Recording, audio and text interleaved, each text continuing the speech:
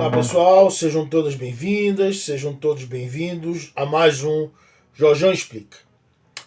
Agora no meio dessa, já no final, estamos aí da Olimpíada, um momento bem apropriado para a gente falar sobre o assunto que nós vamos falar hoje, que nós estamos vendo aí, todos esses casos de atletas, principalmente nordestinos, vindo de situação de grande adversidade, com muitos obstáculos, com muitas dificuldades, tendo esse sucesso extraordinário que estão tendo, a região Nordeste aí com muitas medalhas individuais, 4 medalhas de ouro, mais aquela de prata, da fadinha do skate, não sei se tem outras de bronze, mas tá chamando muita atenção das pessoas esse sucesso de atletas nordestinos, de modo geral, com origem de dificuldade, uma origem de superação,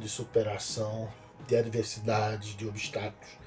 E aí, essa discussão, porque esse sucesso mostra o lado brilhante do povo, E esse tema que eu quero falar hoje, que é o Democracia Sem Povo, isso foi um termo criado até onde eu sei, por Raimundo Fauro, que falava que no Brasil a elite queria uma democracia sem povo, ou seja, quer viver num país democrático, com liberdades, com valores liberais, mas sem a possibilidade do povo chegar ao poder.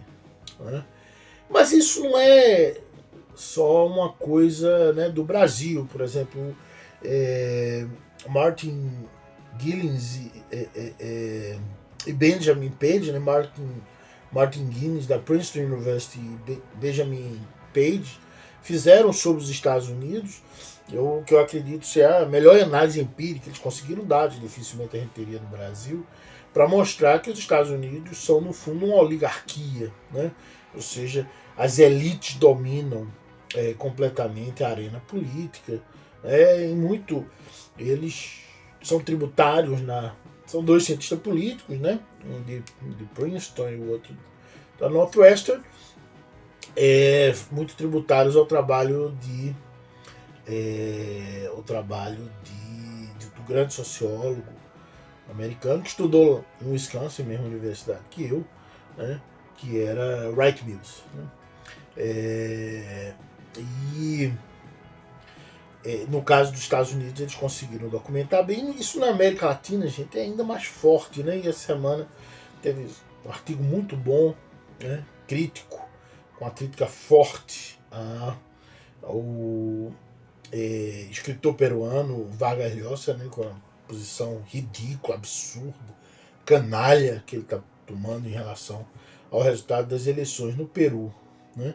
E eu tinha escrito no final de semana anterior, publiquei no domingo, um artigo no GGN sobre o estamento no Brasil, e no fundo esse desejo de uma democracia sem povo. A declaração do vice Mourão essa semana vai muito o desespero que as pessoas, que a elite está da possível eleição de Lula,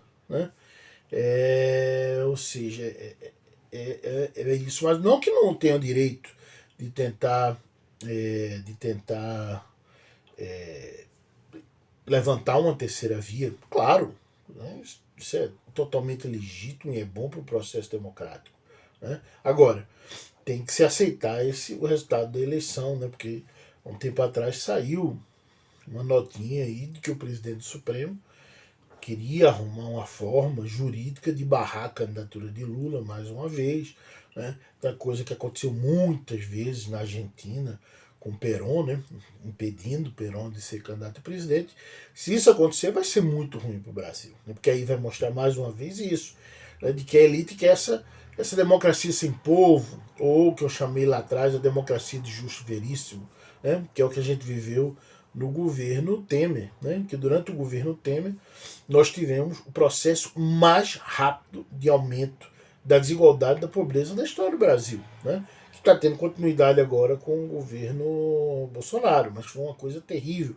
Inclusive, em 2017 descobrimos que o Brasil estava tendo aumento de mortalidade infantil, que é algo, né, meio raro, né? Então, que o processo democrático brasileiro, se houver de alguma forma um impedimento à candidatura de Lula no ano que vem, ou depois ou não se aceitar o resultado, né, com sua vitória, se criará uma mácula de longo prazo no Brasil, como existe na Argentina até hoje. Né? Até hoje a Argentina não superou essa mácula da perseguição política a Perón. Né? Os países precisam respeitar o desejo do povo. Né? Nós temos tido vários exemplos que é outra coisa que também essa semana me irritou um pouco, um artigo da professora Maria Hermínia Tavares de Almeida na Folha, né? Falando sobre uma crítica ao regime venezuelano, uma crítica justa, mais do que justa, eu diria, uma crítica justa ao militarismo, fazendo um paralelo com o militarismo de Bolsonaro, tudo bem. Mas aí veio com a mistificação de que a Venezuela, antes de Chávez, foi uma democracia forte. Não. Pelo amor de Deus, professora, que é isso? A democracia, que democracia é essa? Do golpe de 2002. A Venezuela, antes de Chávez, né? Que a Venezuela chavista é um país em crise, não há dúvida, mas a Venezuela antes de Chávez, assim como a Colômbia tem sido há muito tempo, são bons exemplos de democracia sem povo. Né? Na Colômbia, quando um candidato realmente popular teve perspectiva, cresceu com perspectiva de chegar ao poder, Gaetano, lá nos anos 50, foi assassinado. Agora, né, o Petros, que tem chance de vencer a próxima eleição, por exemplo, quando passou, pela primeira vez um candidato realmente de esquerda foi para o segundo turno, depois da eleição mataram uma quantidade enorme de pessoas, mais de 200 apoiadores, líderes comunitários, líderes políticos da sua base. E ele corre o risco, né, inclusive durante a eleição, metralharam o carro dele, ele corre o risco de ser assassinado. Né? A Colômbia, que é o país que tem o maior número de refugiados do mundo. É mais do dobro que tem na Síria, né? São refugiados internos. 7 milhões e meio de refugiados na Colômbia. E, por exemplo, a imprensa brasileira, ninguém fala sobre isso. Há críticas sempre muito duras com a Venezuela, justas, mas nunca essas críticas, né, a esses casos de democracia sem povo. A elite brasileira sonha com isso.